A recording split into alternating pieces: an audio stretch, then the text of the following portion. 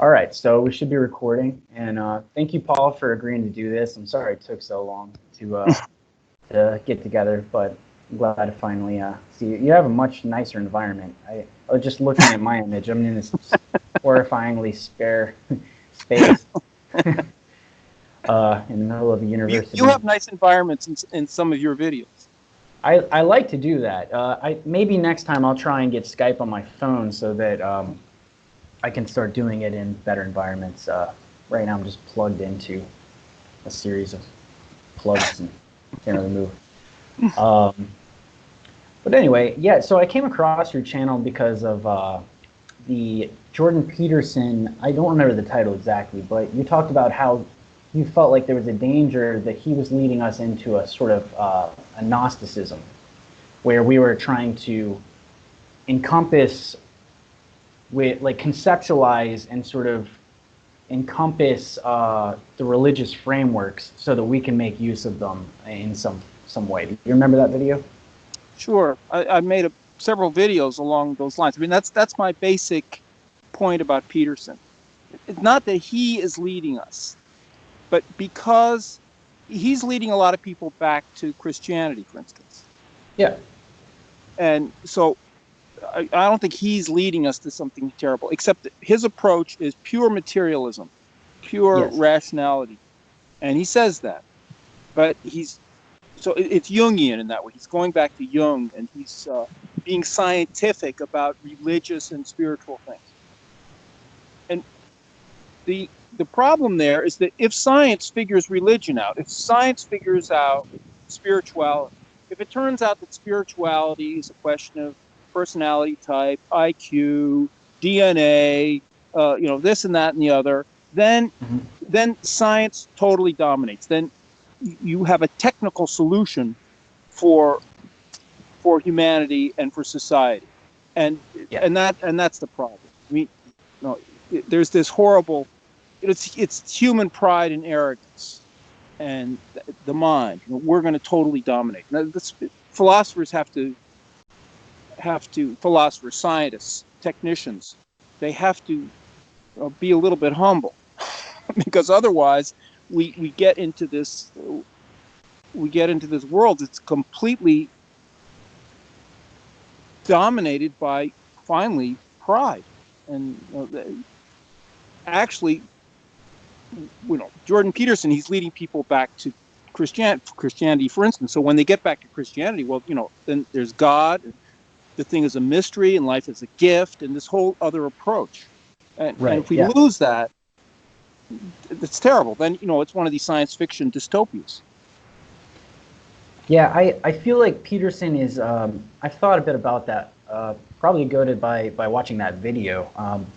Thought about, it seems that there's a strange, I even thought about making a video called Jordan Peterson is Introducing Christians to Atheism, where I showed that I wanted to talk about how there's this very subtle and increasingly subtle line between atheism and theism, where I think this was actually recently I read something, or I watched a video where this Buddhist monk was talking about, I think he was Hindu. He was talking about the line between theism and atheism as seen in a debate between Buddhists and Hindus.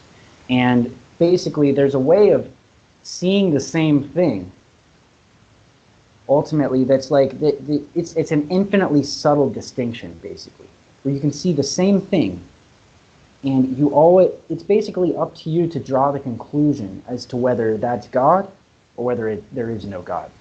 And I think, like you were saying, it ultimately comes down to pride, and whether you're willing to elevate that thing above yourself, whether you're willing to sort of understand reality by placing yourself below it.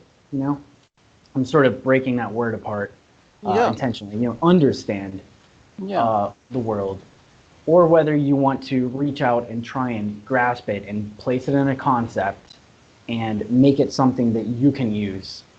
And we're never going to understand the universe completely, right? That's it. Also, so it's always the next step where you can say it's not God, but then there's always further. It could be. It's just a mental state. You see what I mean? Right. there are backstops, you could say, that ought to convince people. I mean, we're going to die. But then people say, well, no, we can adjust our DNA, we can freeze our brains, and so on. And then there's the question of consciousness. And then, people make the argument that it's just some sort of material meta effect. But, understanding what it is to be conscious, the presence of personhood in the cosmos. Yeah. And that's reduced to something that people supposedly comprehend, but it's a vast mystery. The way I see it, like, okay, let's say it's produced by matter. So what? Now it's something else. Like, now it's not matter. So, like, well, even if we want to say that, like, it's something else now. But if it's produced by matter, that would mean that we can somehow create it ourselves, so that we can have robots, and then the robots could take over, and we won't need people anymore. So it kind of matters whether it's matter. Yeah, I'm just saying, even if I'm not. Right. I'm with you. I'm with you on that too. Right. And I don't think that ultimately, I place sort of a hierarchy, and there's mind and then there's matter, as you saw in that other video that was made. I mean, like mind is the primitive, in my opinion. Yeah. Anaxagoras. I'll take your word. Like I said, my reference. I need to get a good history of philosophy book and read through that just so I can pinpoint the Well, I think the main source for Anaxagoras is this little thing that Aristotle wrote about the pre-Socratics. Mm-hmm. And that's where I learned about Anaxagoras. But so he was obviously a big influence on Plato. But it's that idea that it's very beautifully stated in Aristotle's thing. But to me, that's it. So there's the whole form, the idea of form, the actual objects, and then the Platonic forms, mind, and then the matter, which the chair, the famous chair business. Yeah. Plato. Yeah, I'm not completely convinced of the forms, but I am convinced that there is some formless primitive, Well, yeah, I mean, which we could call mind, at least. Yeah. Well, the thing about the idea of the forms, you don't necessarily have to take it literal, but it's because all these things in Plato are kind of playful, and the theory of the forms occurs only in the Republic, but it's the idea that there's the form. It's justice, the form of justice. So there's perfect justice. And then there's specific instances of justice in the world, which are always, you can always criticize them. But what's the real essential thing? So going after that. And then he uses the metaphor of the chair to explain that kind of thing. So in a way, it's a playful experiment that's reaching for some kind of truth that ultimately we intuit, and we can put it into these different forms. But then if you try to nail it down and build the whole world on, the idea of the form of the chair, it starts to break down. Yeah, absolutely. Yeah, that makes sense. Yeah. So that might be a good sort of segue into, I was going to ask you about Plato's interpretation of art, and how you were talking in a recent video about how he was an artist himself, but he had sort of a concern about art itself, and he wanted to really regiment it. People say, like Mark Levin. Do you ever watch Mark Levin? No, I don't. Well, Mark Levin, he's one of the big anti-left. He's got a TV show. Before it was a radio show in New York. He's a lot of fun, by the way. But he's always against Plato. Huh? You can send me a link later if you got any links. Okay. Mark Levin, he's big.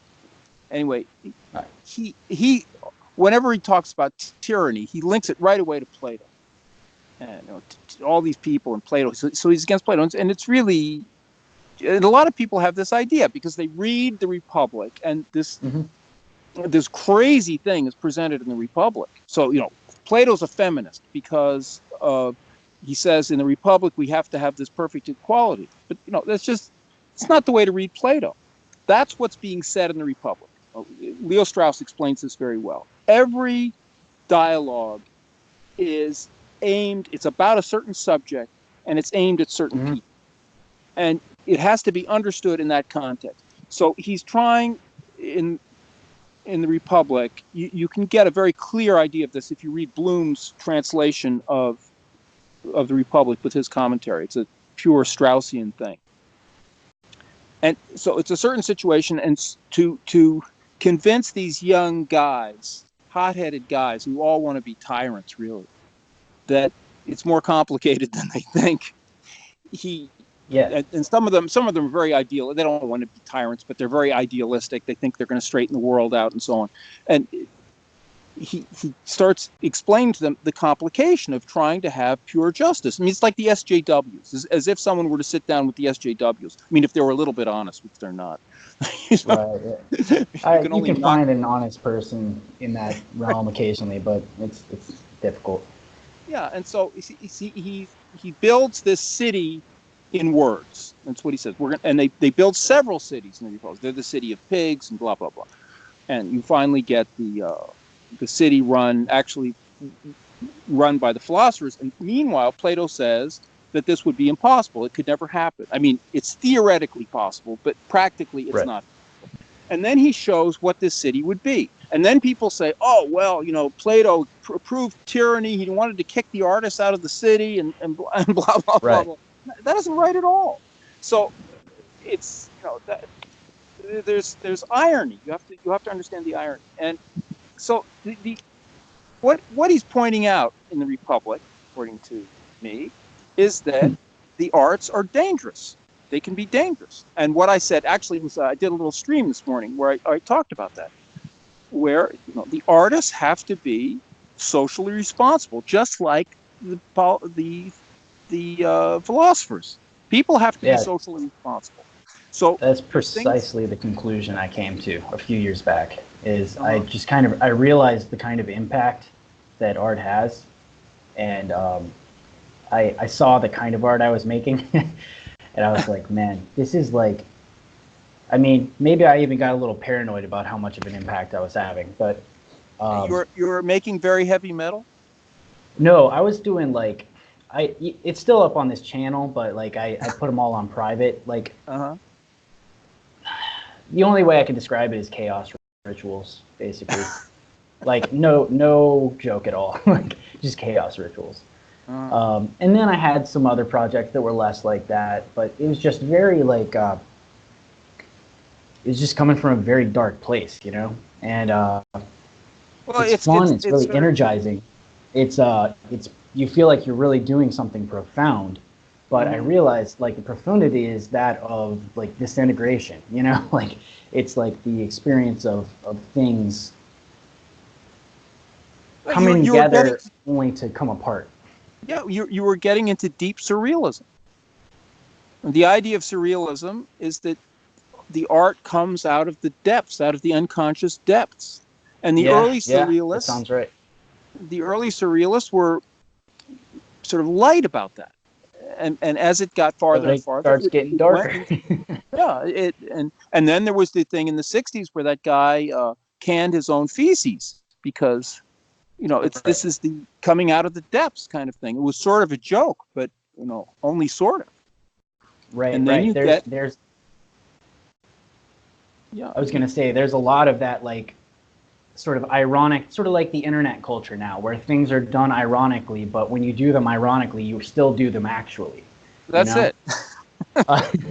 And it just becomes this pale mirror through which you still do these strange things. I remember, like, sort of on that canned shit topic, I remember hearing about this guy that was in the circle, like more like towards Raleigh, like Chapel Hill area. There's a big like kind of noise scene there, and like I remember hearing about this guy who like he taped a contact microphone to his finger.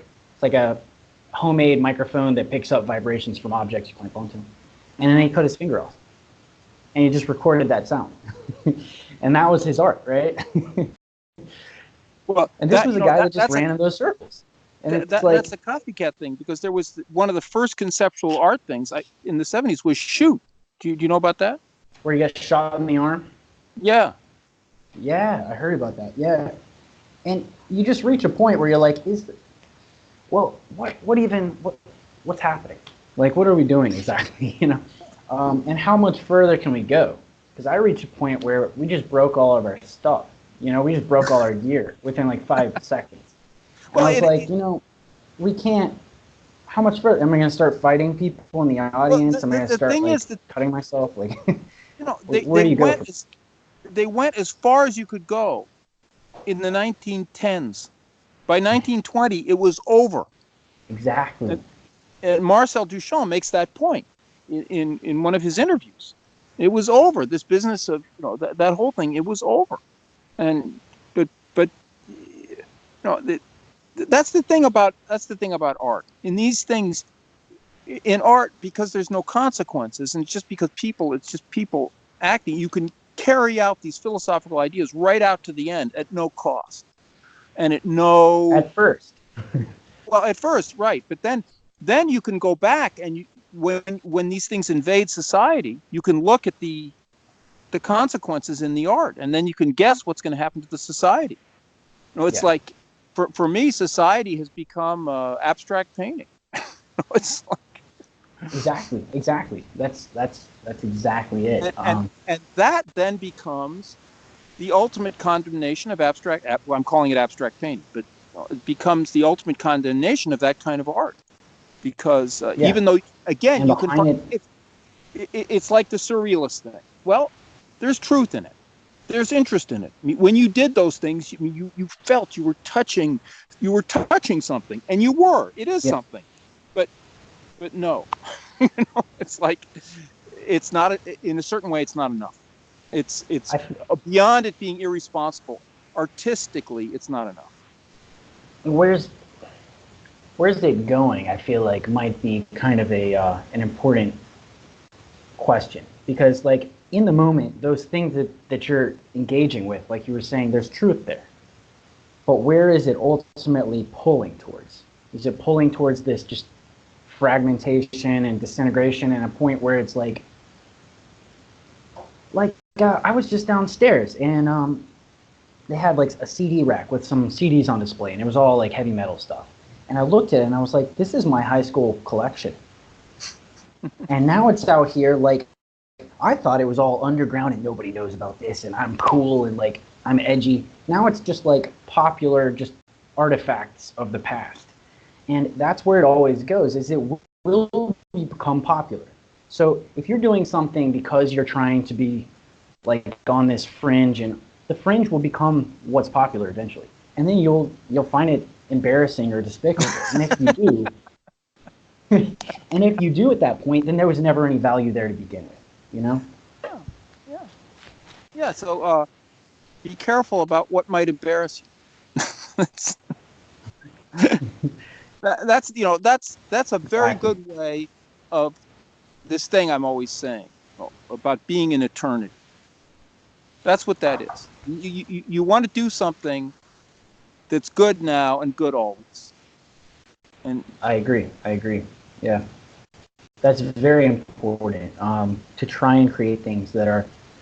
I mean, you will be influenced by your time, but don't try to be relevant at the same time. Right. I mean, we're stuck in our time. So that we make a virtue of it. It's like our time is what. This is the Heideggerian idea. Our time is what makes us what we are. And there's truth in it. Again, there's truth in it. But the trick is to get out of that, to get beyond that, to get your head up out of that, and be a little bit in. How are we measuring? How are we measuring our time anyway? I mean, obviously we use like the number, but It seems like if you look at, and this is sort of disintegrating now because I think things are kind of speeding up, but what's causing the speed up is part of the question. So we've had these like decades of like the 20s, the 30s, the 40s, the 50s, the 60s, all the way up, right? And it seems like the teens of this previous century really have the 20s, obviously the roaring 20s, and then the 30s had their thing. There are all these. There's a specific image. There's a specific sort of flair to each one. And each one seems to be kind of a reaction to the previous one in some sense, especially once you hit like the 50s. 60s a reaction to the 50s, 70s react to the 60s, 80s react to that. And it seems like it's really we're measuring by these contrasts that we're artificially creating. You know what I mean? Where we're trying to escape that previous image. See what I mean? That's one way you can analyze it. And that's true. And people they're rebelling against these different things, or they're augmenting them, or they're nostalgic about them, and it comes out in a different way. But I'll go back to my favorite example. There was a way in which time, as you're putting it, was measured in painting. And time meaning that we have to advance. And at a certain point, exactly, yeah. At a certain point, the equation was very simple. You had to get away from representation. So at first, it was making things look funny and simplifying. When do you think that first? When do you think the beginnings of that really was, where representation became the problematic or boring or whatever? That's a big story, and it has a healthy beginning. And I can try to give a short version of it, but it's also very hard to pinpoint because it happens differently for different artists to different degrees. Yeah. So a guy like Malevich, who had was kind of visionary, he went all the way to the end of the question in 1970. So anybody who wanted to understand where that went could have looked at Malevich's famous white on white, and they could understand where this thing was going. But but then other people were doing other things, and all sorts of interesting things were happening. But then it finally became political in a way that art was more and more political, and it became you had to finally get farther and farther away from representation. And then in the 60s, you couldn't represent. And if you represented, that was evil. And so that, I'm bringing that up as a very simple, very simplistic way of measuring time. Then what happens in art that's interesting from this point of view is then we hit postmodernism, which is another measure of time. So there's this modernist period, and then here's the postmodernist period. And what does that, essentially that means that modernism is over, whatever it meant to the people who invented the term modernism. And so what are we in? We're in something that's beyond modernism. What is it? And that's the funny thing about that name to me, is that it both places you in modernism and after it simultaneously, because you're not somewhere beyond modernism, but at the same time you're after. So it places you in, how people speak, like you were saying about how people sort of worship the time that we live in. Everyone says, well, we're in the future now. We're in the future. Well, that's what postmodernism is supposed to evoke effectively, is that we're no longer in a new era. We are in the era that is after. We are in the eternal after, right? Right. Which is, to me, that's symbolic of chaos itself. Is like this state that's beyond. We've passed the present moment, and now we're farther and farther into the future. Right. Which is why I think that there's no longer a specifically characteristic, maybe it hasn't been long enough, but it seems like after the millennium, really, there's no longer this flip-flop of the decades. Now it's just this everything at once, now it's just the internet. The internet's all there is, and it's all the things, and they're just plopped on top of each other, and we've got these memes that are these weird self-referential mirrors that it's just that's kind of where we're at now. It's very strange. But I did a video long ago about memes. I think it was about millennial humor, but really about memes. To me, this whole it's this hysterical effort, semi-conscious hysterical effort to create meaning. And but deny it simultaneously. It seems like a weird echo. A meaning that denies meaning, all that irony, and so on. But what do you do when you're in a situation where you've been thrust into a world and everything that everyone tells you and everything that happens conspires to make everything seem utterly chaotic and weird and even unpleasant in a way? Or what do you do? What do you do? So you make an effort, you make some kind of effort, but at the same time, you're under all this pressure to be part of the thing. It's peculiar, but I see it as a fundamentally something healthy, but that's very wrong-headed, and it's like Jordan Peterson. It's having a healthy thing, but it's sitting on in my view, a dangerous, somewhat unhealthy foundation. And the meme thing is coming from a healthy impulse, but it's having an often unhealthy effect. And the healthy impulse is to try to find some meaning. Yeah. It's like when you define nothing, you've made it into something, in a sense. So now it means something, but it's nothing. And that, Alice in Wonderland, Lewis Carroll walked us through all that. I haven't read it. I should. I really should. Oh, really? Read that. What a great I've heard book. good things about it. I've heard it's good. Wow. Yeah. I almost know it by heart. I had it on record when I was a kid. I listened to it all the time. I had to pick that one up. It's not very long, is it? No, it's a very short book. Okay. Yeah, I should check that one out. So I noticed I have written right here, and this could go two different ways. First, I want to tie it into what we were just talking about like how time is sort of defined by art. I was thinking about the word techne and how that's the origin of both the word technology and it means art, right? Yeah. And how it seems that we live more and more within.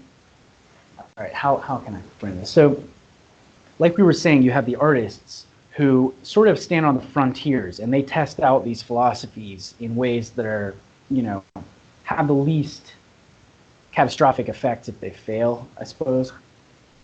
So they sort of reach out to the boundaries and filled by actual constructions eventually. And those constructions seem to be like chairs or whatever. Maybe somebody drew a chair before they made one. I don't know. But these spaces, I'm in technology. I'm within technology right now. We're through technology. There are all these spaces that we live within. Technology seems to be sort of a place, effectively. And so the way that we can look back and see certain forms and designate time and make sense of time that way, we also make use of space by means of techne, right? Mm-hmm. So we're creating these spaces within which we live. And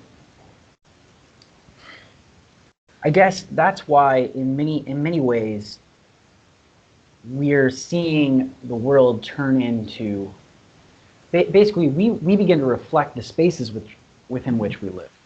So it's this sort of 1, 2, 3 mirroring effect. Then this is sort of rambly sounding, but no, what you're saying is that we become what we do. Our yes. Our thoughts and our words start having an incidence on our souls. It has to, you could use a word like stewardship. If you train an animal badly, you're going to have this savage on your hands. Right?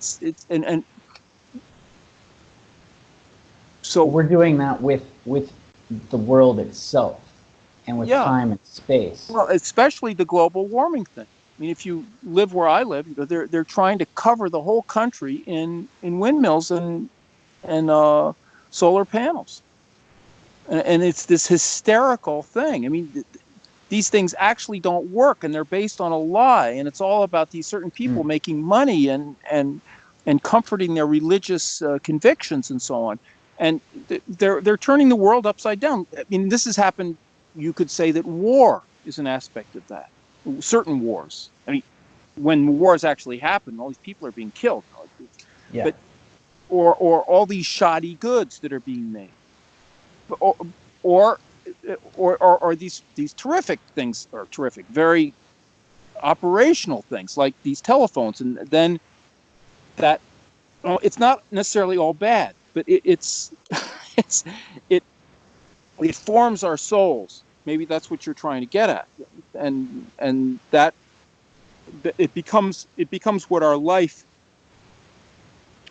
It becomes the substance of our life. These things that we do outwardly, these spaces that we make, become our life. It's like if you were to persist in the chaos art you were doing, the surrealism, this deep surrealism, you would be deeper and deeper into it, and then you would start, say, defending it. You abandoned it, you criticized it, and you put it aside. But you could have kept going, and certain people do keep going, and then they defend it, and then it becomes an institution. I mean, I know people who are caught up in these institutions and in these things, and it colors their souls. Yeah. And then there you are, me living in ticky-tacky houses and these, all these things. Where you live, how you live, getting divorced, having abortions. I mean, all these things. Eventually, we commit grave acts, and they weigh on our souls. Yeah. They create, divisions. It's interesting. Maybe I took that a little too far. No. That's fine. I wasn't really terribly sure how I was going to describe what I was trying to say, but I think you took it in a good direction. Let's see. So I guess I was right here. I have division of art and technology equals division of self. And what's that again? Division of art and technology equals division of self. Event versus environment. So I was thinking about how art, it's becoming less and less this way. But it seems like at the beginning, the way that we see art was more an event. It took place, it was either a performance and it was in a specific place and time, or even if it was a painting is more, I guess, an environmental. Even though it's created, it doesn't take place so much just in one moment. I was thinking about ritual art versus art that becomes more and more where you live outside of a specific ritual event. You know what I mean? Would you mean by ritual art, you mean, say, theater? Well, we could say theater, but I think that theater is sort of a step beyond the ritual itself. Because I'm thinking back to like the mass itself, right? Like liturgy. Like liturgical art. So you've got the liturgical art, which I see as effectively being the center. Like wherever there's a sacrifice taking place, that's the ritual itself. That's where it all sort of comes to this center. And I think that's probably where art as an event sort of takes place. It at least, maybe the art isn't the event itself, but it supports an event. Whereas there's other art that seems to extend from that and be mirrored in it. But it becomes the place or the environment in which we live. And that can take the form of something as simple as, a technology that we use, but also something like a painting that we put in our home that we sort of interact with day to day. And I guess I was just wondering what you think about the distinction between those, whether you agree with that or whether you find something to say. I'm not sure. I'm not sure I understand what you're getting at. The thing that comes to my mind is if you take liturgical art, there's something that must be done. There's a duty to God to be done. And then the art comes in because you want to do it beautifully. And you want to do it beautifully because you want to honor God. It's like when you're going to have guests. I did this the other day. Some guests were coming over, and I spent an hour, mopping the floor and cleaning the place because you want to honor the guests. You want things to be happy, and to be happy, they should be beautiful. So there's this. It's an instinctive feeling. So you want to do the thing beautifully, and so people do it beautifully, and then they imitate each other. Somebody does it very beautifully, and then you codify that, you imitate them, and then you improve on that, and eventually you get something like the Roman Catholic Mass, which is this. Then Vatican II comes along and they change it a little bit, and so they do it this. It's this whole bunch of things, and it's got this whole history, and people start meditating about it. How can we make it even more beautiful? But so there's the I'm always making the distinction between the meaning of art and I wouldn't say the aesthetics. I mean, that's maybe part of it, but just it's a concrete thing. In a way, with contemporary art, it's all about the contemporary art, bad. But it's and everything is about what it means and so on. And so all these new forms are being created and all this stuff, and everybody calls it art. But that's, I think we're floating in space with that. So the art part of these things is something concrete that you do. Yes. And then if it's artistic, it's well done. And it's not just about codification, but it's about making something beautiful, more beautiful, truly beautiful. And how do you do that? I mean, a liturgical. Am I speaking to the point here, or? Yeah, definitely. Near here, there was a apparition of the Virgin in 47, and I won't go on about it. But the Virgin, at one point, her mission was to teach. Part of her mission was to teach people to pray. And one of the things she showed the 4 little girls who were there how to do a sign of the cross. And what she did it very, very slowly. And so there's the people who follow this, who were interested in that apparition around here, and they learned about that sign of the cross, and it's become sort of a special thing among people because it's very impressive and very beautiful. Yeah. So, I mean, that's a very simple thing. When you get to painting, it gets more complicated. How do you make a painting beautiful? Well, certain things are known about that. So then when you explode art and make it all about meaning, then you lose the whole idea of art as a thing that you do. The old sense of technique, but art, the art of something, the art, and then you have to master that art.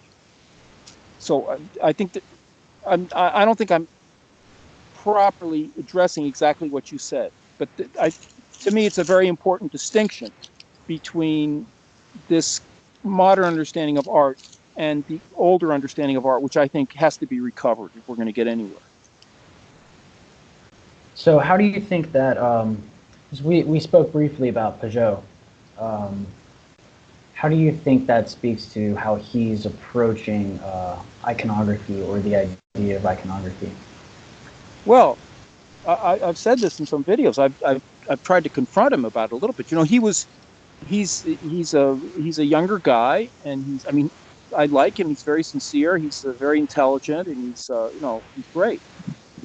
But he went to a contemporary art school, and he's very much into concept. So he's presented these videos to him. He'll show an icon, and then he'll show a diagram of the icon. And he'll say, well, this is this, and this is this, and this is above this, and this means this, and it's all here. And then look at the icon. It's the same thing. Well, look at the diagram. It's the same thing. So if it's all about that meaning, the diagram will do it. My father, my father was a smart ass. When people would ask him, what something about his paintings, and his answer would be, well, if I could say it, I wouldn't make a painting. Right. Yeah, exactly.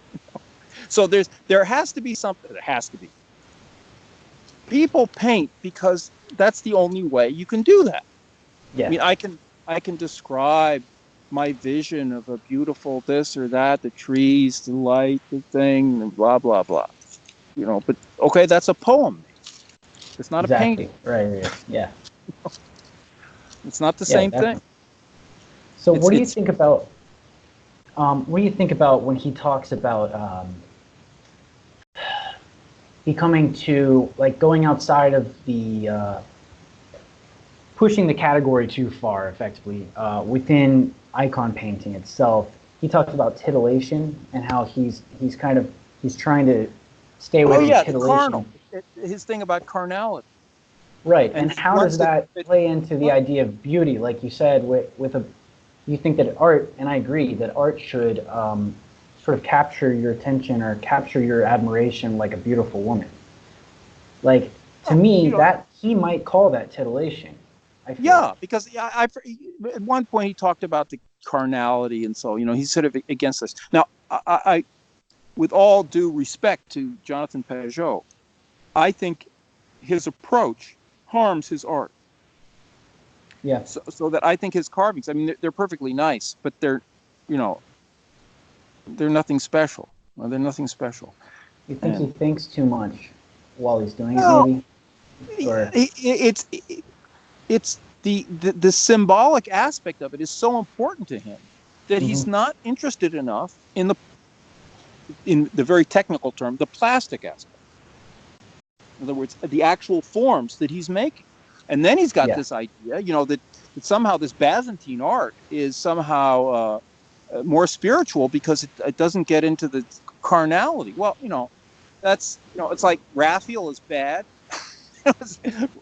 Raphael is somehow, I mean, what's more lovely than a virgin painted by Raphael?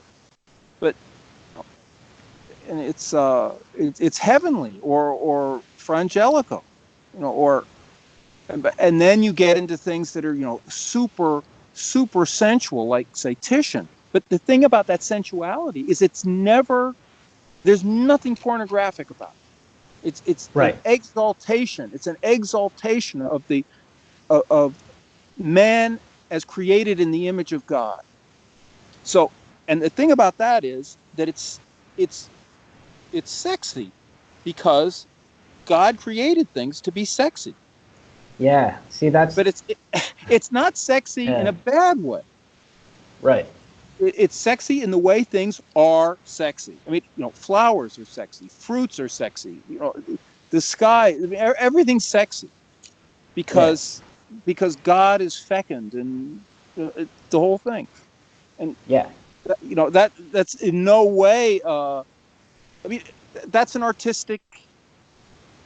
If you have artistic inclinations, you're into that, and that's part of the problem. Artists go too far with that. That's part of the Right. irresponsible thing. They can go too far with that. You've got to be careful. So that's it's a problem with sex in general in life. Sex is a big problem. Well, I suppose that's what Pageau is trying to keep at bay, I guess, Right, but he's Um, behaving like one of these Puritans that didn't want people to dance. it And then but David he may danced. speak he may speak more like that than he actually feels, but I I I think you're right on that, because that was one thing that sort of irked me. Is I thought, especially in today's age, like, I don't know, I don't like to speak like today is exceptional and we've got to make concessions, but like, we need to make something that captures people, that really, But art has when they always been see that it. way. Art, there's a way. Art has to be lovable. Yeah. If it's not lovable, just who wants it? I mean, it's got to be. If you're going to the museum for to become cultured, forget it. I mean, you go to the museum because you can't resist it. that's Hmm. that's the Yeah. thing. Or you listen to music because it's music is a better example.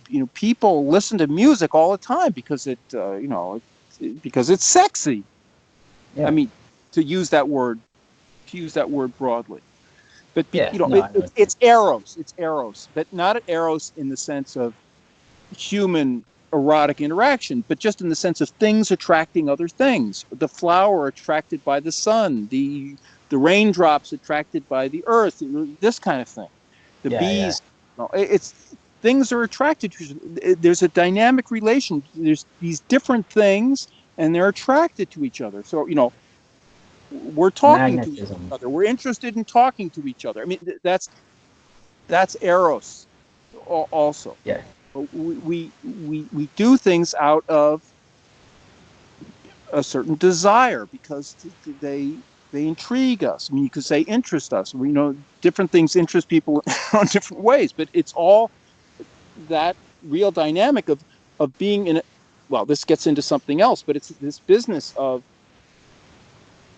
to me, it's my Heideggerian complaint. But we're in things are real, and we're in a relation with these real things. We confront these real things, and they attract us, or they repel us, or life is dynamic and it's real. It's real. As opposed to being. As opposed to everybody.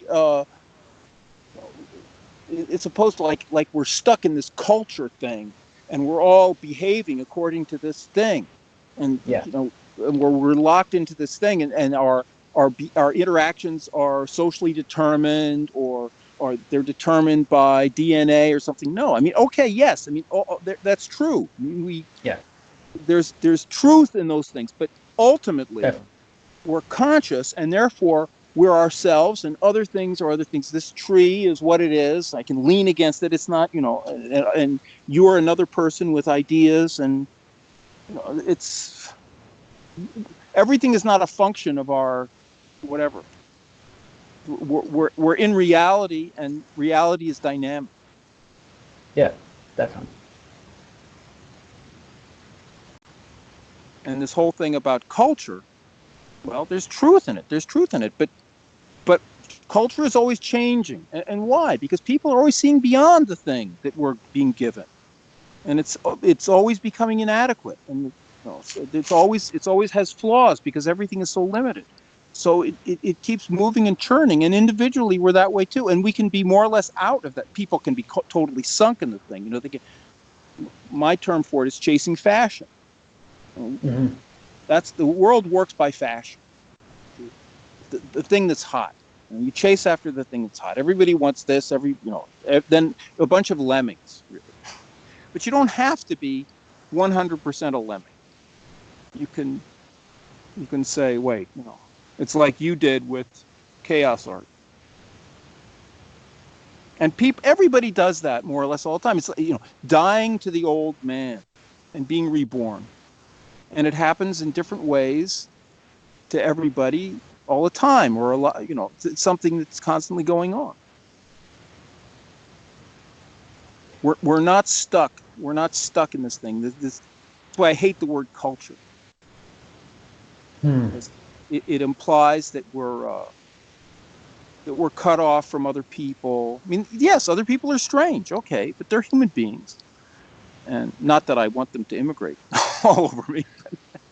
I think that speaking to that, I do think that there's, and maybe you're not denying this, but there's definitely sort of a perspectival nature to how things reveal themselves to us, and you have to start from that perspective, and you know people from different vantages. You get to who they are, but it's sort of like can you ever truly know yourself kind of question. Right. But as applied to anyone, you get to know them, and you can continue to get to know them over, forever. That's it. I think that's true about everything, though. And yeah. So you're going to have a specific perspective. You're going to get to know one piece first before you get to know the next one, or get to know the next one. I do think that there is sort of a branching out kind of perspectival cultural frame by which we navigate these things, but that's not to say that we can't, that we're not ever going to encounter the true thing. Is that the argument? Yeah, I mean, so you grow up, you're influenced by it's hard to. Everything happens by imitation. So much happens by imitation, but not everything. not everything. So, every now and then we can step out of it, and bit by bit, we enlarge our perspective, and will always be limited. It's the infinite is there, the eternal is there, but Right, we're yeah. stuck in time, we're stuck in place in one way, but we have access to the infinite and the eternal, not total access, just like we don't have total access to space and time. You're always somewhere, sometime. But the other thing is there. You can't totally access, but you can access it. So that's our human condition. And we can, you can just, well, nobody does that. I don't think anybody just really tries to. I mean, I guess some stupid people do, but we're all expanding through that, traveling through that, and enlarging. But then there's the theoretical idea that holds people back and creates a lot of problems. These very materialist ideas that help cut people off from being a little bit in infinity. Would you say that the theory is that we're sort of these deterministic mechanisms that are just sort of expanding through time and have no, since we are simply that, we have no direct knowledge or experience of that which is outside of that mechanism? Is that kind of what you're saying? Well, yeah, I mean that would be a kind of extreme materialistic view. Mm-hmm. And it's somewhat like the Heideggerian view is more subtle, because I mean Heidegger claims to be outside of this thing and understanding how it's all working. Well, how did he get there? Why can't we go outside of it and understand it too? I mean, that's the idea. That's We're kind all of what machines. That's what I watched a video last night about Baudrillard, or however you pronounce it, Baudrillard. Baudrillard. There you go. And it seemed like his theory, he was saying, well, we've got this simulation, and then it's like a simulation of the simulation, and so we can't get back to the old thing and all this. And I'm thinking, well, we can't get back to it. How do you even know it's there? What are you even talking about? Yeah, I mean, how did you get outside of it to see it? It's just hyper-atrophied, vulgarized Heideggerianism. And again, there's something to it. This business of representation. I like what I've read of the postmodernist stuff. I actually like it.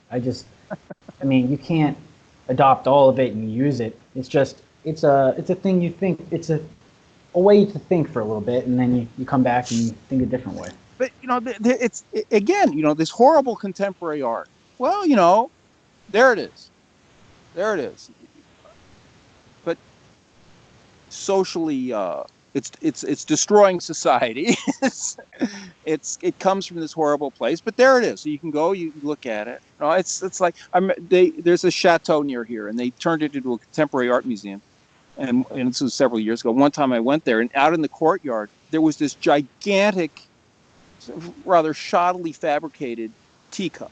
It was like 10 feet. The saucer was like 10 feet, and the thing was maybe 8 feet high. And it was turning pink. The whole thing pink. Right. Okay, there it is. In a certain way, it's impressive. Exactly. This big, but it's just stupid. That's just stupid. Yeah. At least somebody. It's almost as if they're trying to create the most underwhelming things possible for the most money that they can. Like, oh well, we got to spend more. We got to make it bigger, so it'll cost more. But like, I'm just gonna make a teacup, and it won't. It'll be useless. We have to make sure it's useless. So it's got to be too big to drink out of. Like, I don't know. I don't get it. That's something. You can watch one of these interviews with Marcel Duchamp, the ready-mades. People make such a big deal about the ready-mades. And apparently, according to Duchamp, he was playing a game with himself. And the game was, can I find something to which I have absolutely no aesthetic reaction? It's not beautiful. It's not ugly. It's just sort of nothing. Yeah. And then No, that he made these things. And I think he only made 13. And for decades, I mean, people who came to his studio saw these things. Now they're all world famous icons. But for decades, they were just in his studio. This was a game he was playing with himself. He wasn't even imagining showing these things to anybody. But there it is. I mean, the whole thing was done. He went to the end of that idea, going beyond art somehow. He was playing this game with himself. And he wasn't doing anybody any harm, But finally, it turns out to be a terrible thing. You can't blame him directly because it was such a different context, and he was doing this in a kind of private way. But at the end of the day, it turns out to be a very poor influence. But it's not like... That's an interesting thing, because it sounds like he was just experimenting with anti-art, right? He was trying to find something that was... He was trying to see if he could make art out of other things than traditional things. He was, he was probably caught up in the whole avant-garde thing that everybody was caught up in. We've got to go farther. Mm-hmm. And he was fooling with that, and he was one of the people who. Then there were other people who did things like that. Kurt Schwitters would be one of them, or Joseph Cornell, or other people, and that was something that was going on. And it was going on. There were like 40 people in the world dealing with that, and now it's become a gigantic industry. Yeah. But at the time, it was something else. And okay, I mean, if we would just look at that and see it for what it is, and get back to business, and that's what Marcel Duchamp wanted. He made gestures towards the end of his life indicating that he did not approve. That's interesting. It seems to be a common theme where people will be the progenitors of something and then at the end be like, oh, whoa. Right. I would just type it out. Don't do it. I mean, he wasn't trying to be the progenitor of anything. He was picked up by people. Right. And I know a lot about that because my art teacher was very influenced by Duchamp. He was the first guy to be really influenced by Duchamp. Wow. And but then in the 60s, the neo-Dadists came along, and they learned a lot about Duchamp from my art teacher. And and so he had this whole relationship with the neo-Dadists. And, and all that's very complicated. But to say that Marcel Duchamp, and he's the patron saint now of contemporary art, but that is not justified. Yeah. Oh man. Well, I'll tell you what. I'm kind of run out on my list of things that I wanted to address this time. I really appreciate you doing this. Oh, no problem. We'll have to talk about Dennis Prager another time. I'll have to look up Dennis Prager. Well, you said you wanted to talk about his idea of art.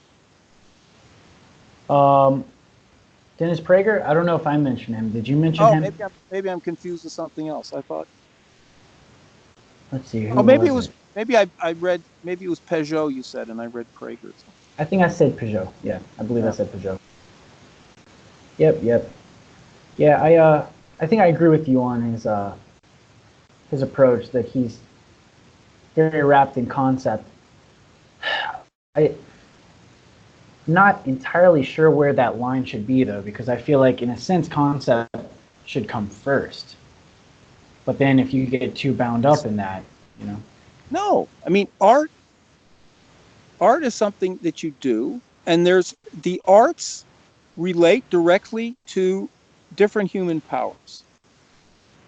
Painting and sculpture relate to, they relate to vision and our tactile sense. Music relates to hearing. Dance relates to the body. And so there's pretty large parameter. In paintings, you can make gigantic paintings or little teeny paintings. You can make paintings with water paint. You can make paintings with 2 colors, with 50 colors. There's all different kinds of things. or you can dance in all different kinds of ways, just using your hands or throwing yourself around. I mean, the parameters are very large, but those arts are things, and they have their thing. And if you have an idea, let's say for a painting, that's fine. But if the painting is just about communicating that idea, it's no good. You've got to make a beautiful painting. The painting has to be, you've got to be an artist of painting. So concept is part of it. It's not the leading thing in art has to be the art itself. That particular art. That's a big conversation, because today, yes, that needs a very serious defense because of how things are. Yeah, I'm just thinking in terms. Would you say it's fair to sort of equate concept and the art with form and function, where you have the function is just like why it's there effectively, and then the form is how it manifests. Well, look, if you go to the museum and you look at all the different paintings, there'll be paintings there that you won't understand at all. I mean, you don't know why they got painted. You don't know what they're about. But they're paintings, and you can enjoy them totally as paintings. Then if you know, it's like religious paintings. People who don't know anything about religion. That was my case. All these paintings that I loved, they were, oh wow, and my favorite paintings and all these different things. And then when I started becoming, I was always a believer and so on, but then when I actually started to be a Catholic and studying the thing and studying, I knew the Bible stories and so on, but when I got more into it, then suddenly I realized, oh, this picture is that, and this picture is that, and that adds something, but it doesn't really add anything to. It adds something to me, to my life, to my, to my religious life, but it doesn't really add anything to my painter life. It doesn't make the paintings any better. I had that thought, that really, in order to make art that goes in a good direction, you have to just be a person who's going in a good direction. And then when you make that thing, the things that you're focused on yourself, if they're healthy things, they'll sort of manifest themselves naturally through the art. Well, as opposed to intentionally creating some framework and then, sort of painting by numbers the meaning. There are some very great artists who are very bad people. Yeah, I know. And everybody, of course, is a sinner. So that's a complicated thing. Fra Angelico was a saint, but Caravaggio was a murderer. And Degas was a Jew hater. No. I'm just trying to think of how if concept isn't sort of the first, and I don't mean first as in like you necessarily think up an entire frame and then you just sort of paint it in, and but sort of hierarchically, like they co-emerge, but there's just something of more that sort of sets the frame for what's happening. Well, you could say that saving our souls, for instance, to put it in those terms, is the most important thing. And therefore, you could say that being a monk is a superior path than being a painter, for instance, for that reason. But being a painter, I say being a painter instead of being an artist, because to emphasize that being an artist means practicing an art. Unfortunately, that's a neutral thing. It's a power. It's like an army. Well, you've got your army, and you can defend the good people with it, or you can go attack everybody and pillage. It's a power. And you can see that in paintings, and you can see, I think, I feel like you can see, if you look at a Corot, you can see what a great guy he was. And then you look at what would be an example, like Caravaggio. You can kind of see what a bad guy he was in his paintings. But they're great paintings. They're very, very impressive. Very, very impressive. But Poussin said that Caravaggio was created to destroy painting. So at the time, it's complicated. And then there's Caravaggios, which are these very religious paintings. But this is something.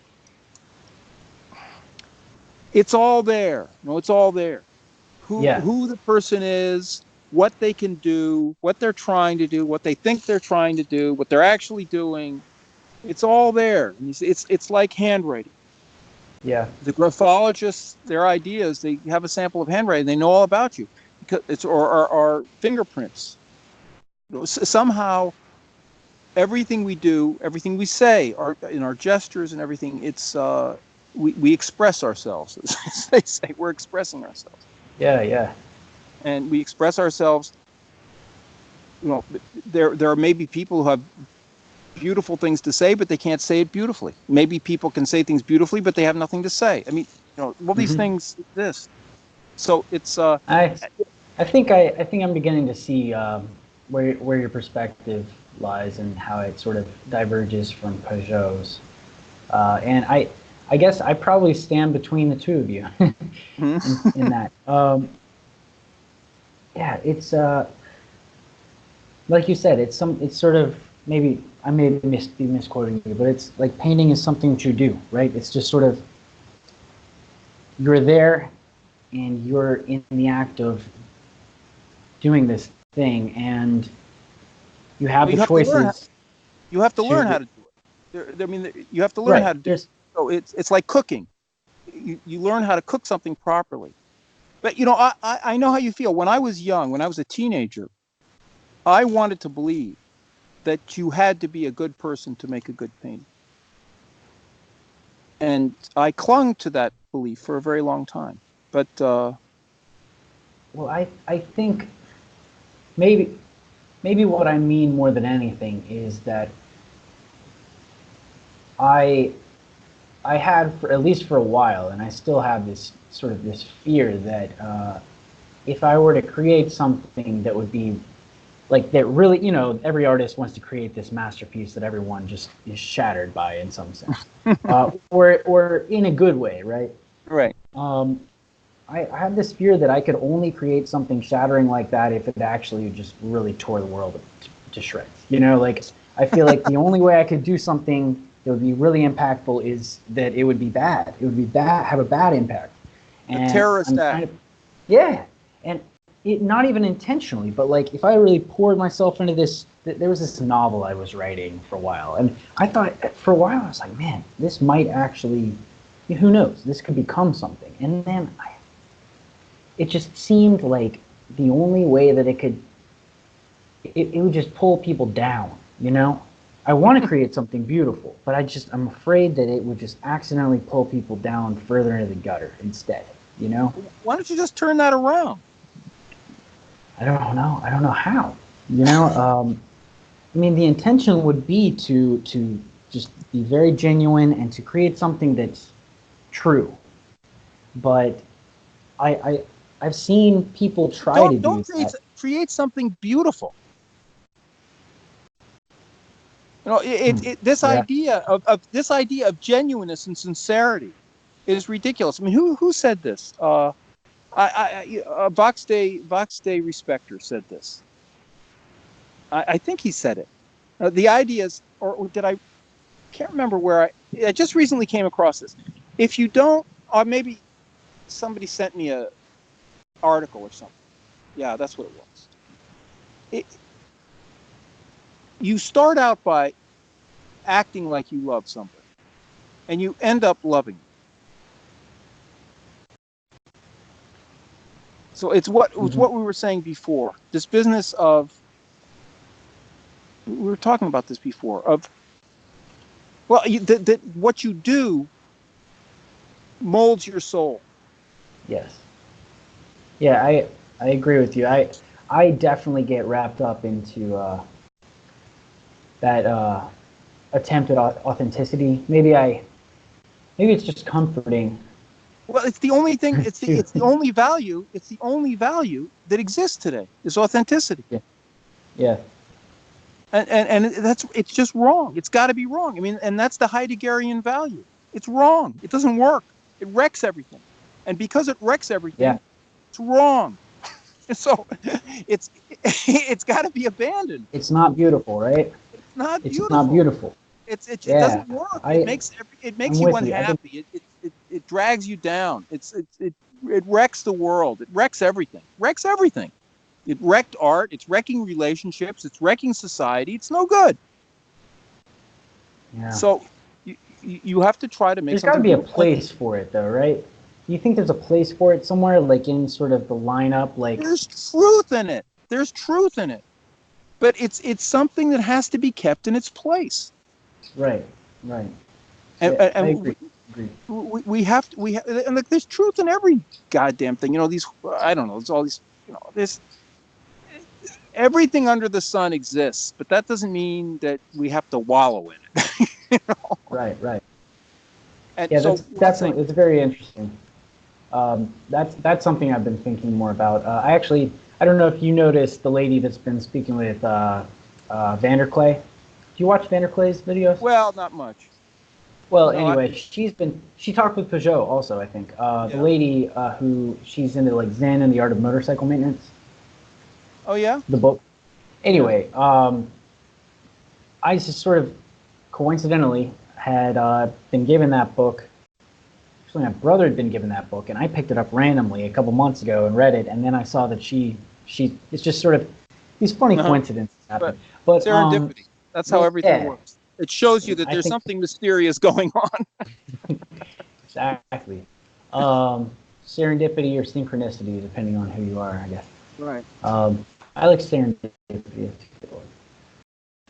Anyway, he sort of critiques the idea of truth being the highest thing. Like Plato seemed to place truth as higher than good or beautiful. Mm-hmm. And I've been sort of toying with that idea because I wonder that, and this is going to be a very controversial comment, and maybe I'll take it back eventually, but I'm not sure that there is one truth.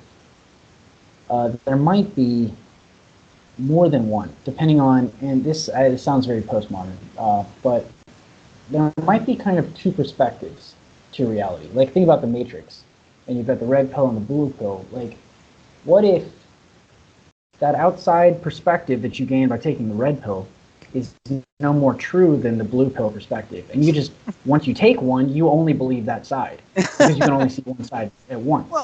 Well, I think that... Which one would you take, then, if they're equally true? Which one would you take? The beautiful one, or the Platonic perspective resolves that, really. Because truth, it's there, but we can't get all the way there.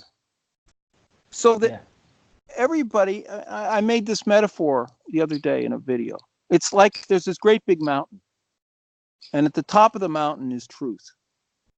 And we're all going towards the top of the mountain. But somehow it's just so steep, it's so big, we'll never get there. But we'll approach it. But every person approaches it from a different angle. So then when we talk to each other about what truth is, we each have a different view of it. Yeah. But still, we're talking about the same thing, each from our point of view. Which is very important. A lot of, I hate when people talk about, like, oh, well, that's your truth. Here's my truth. And I'm like, okay, no. Like, there is truth or there's not truth. That right? Doesn't mean that we all don't have, if we agree there's truth, a different perspective. We all have different perspectives. And those perspectives can be, more or less interesting. We can learn from each other, in other words. But, exactly. Somebody else can learn from us, but we can learn from somebody else. Exactly. But or there could be people who really can't teach us anything, but we can teach them something. So, but nobody, the absolute thing. It's just because, again, we're stuck in space and time. We don't Which have is why beauty becomes a good, like, it's like by their fruits you will know them, right? You follow the beauty, and it can lead you towards the thing that bears that, as whatever bears good fruit, you follow that. Yeah, and it'll lead but you closer also to the Catholic attitude that truth, goodness, and beauty are really aspects of the same thing. Yeah. I agree with that, though. I just I want to think more Something about that's really beautiful is good and it's true. Yeah, I agree. I totally agree with that. And anything that's true is beautiful. I mean, I wonder about that. See, that's the question. Is there an ugly truth? Is there an ugly truth that you can choose instead and go live there? It's the heaven and hell dichotomy. Like, is it true that you're in hell? If you're in hell, well, then hell is true in some sense. And then it's like, well, maybe there's that red pill, blue pill. I don't know. That's a whole thing. The thing is that you can sometimes be in hell and sometimes be in heaven. In other words, it's like, sometimes you're happy and sometimes you're depressed. So these different states exist, but it's all something partial. For now, at least.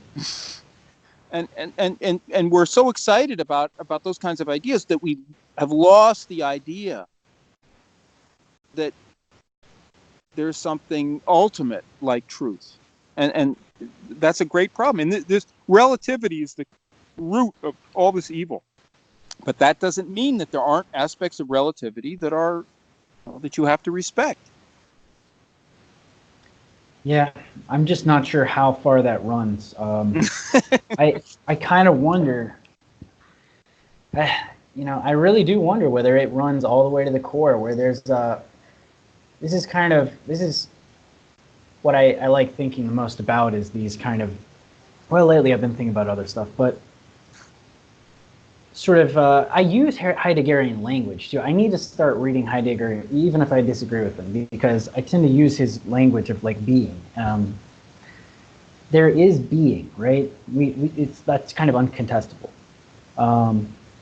because whoever contests it bees, But I think that there's the being that sort of accepts being, or chooses to be, and then there's the being that chooses not to be, yet still exists. Wouldn't that get to the authenticity thing? Choosing to be, that's authentic. Well, as opposed to choosing not to be? Well, if you make the choosing would be the authentic thing, I guess. But yeah, I mean, that's it. You make the gesture, the Nietzschean gesture. I am me. I exist. I do this. This is the thing. I guess I mean it differently than that. I mean it more that you accept your burden. You accept the burden of existing. You say, like, you're willing to live, whereas, as opposed to some eternal attempt at escaping existing and escaping the suffering, or escaping the burden of existence itself. Well, that would be the Nietzschean yes. The eternal return. Life is, every instant of life is worth living, kind of idea. But to me, the Heideggerian idea is that being is a function of time. Yeah, I don't agree with that. But that is interesting. I'm supposed to start reading Being in Time soon, so maybe I'll have more to say about it. Good luck. I can't get anywhere with that. I heard it's a rough read. Let's see.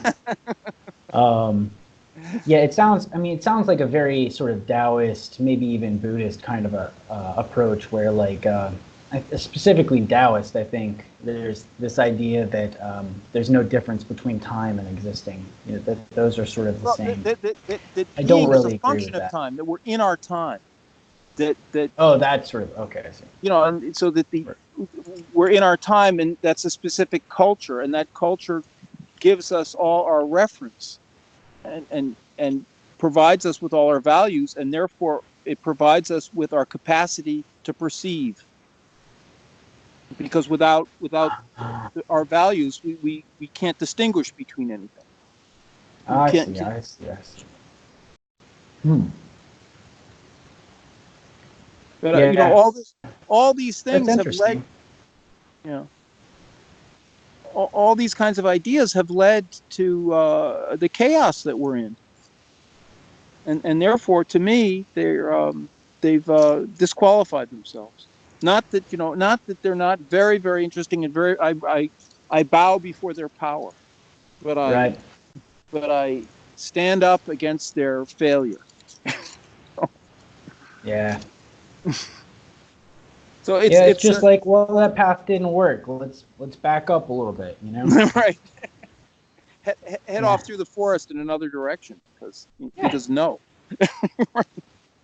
Maybe he was on to something for a minute. Now we just need to slightly back up a little, adjust. Keep moving. Well, no, but there's great truth in it. I mean, my way, again, like I said, my way is, you know, that we pant after fashion. We pant after what's going on. You know, what the ideas keep running away with the world in one direction and another. Now,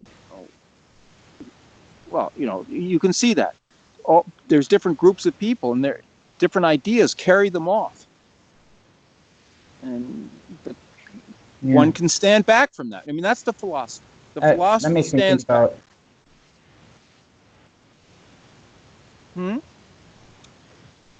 I was just thinking that makes me think of this is such a tangent. It's not. I don't know if it's really worth going down. I was just thinking about like sort of hunter-gatherer society versus civilization, and how when you're on the move, you're all moving together, but once you stand still, you all sort of spread out and take off in your own tangents and in different directions. You know? That makes me think of the Tower of Babel, the language, the division of the languages and whatnot, and how that seems to happen when we sort of drive a stake in the ground and try and create the center.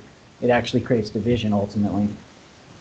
Well, for whatever. The history of civilization in one sentence. There you just did. Yeah, pretty much. But then, of course, in cities, people chase after fashion a lot. You know. Exactly. I mean, well, how could you? You're chasing after more important things when you're living in the more hunter-gatherer kind of. Well, then there's the way of the hermit, and in a certain way, I mean, that's the business of prayer, or the retreat.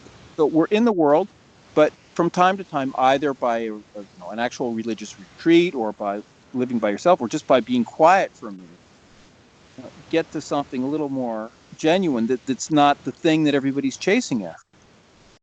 Something that, and not just one's own thing, but something, you know. Get your head up above the thing and look around a little bit. Yeah, I gotta start working on that again.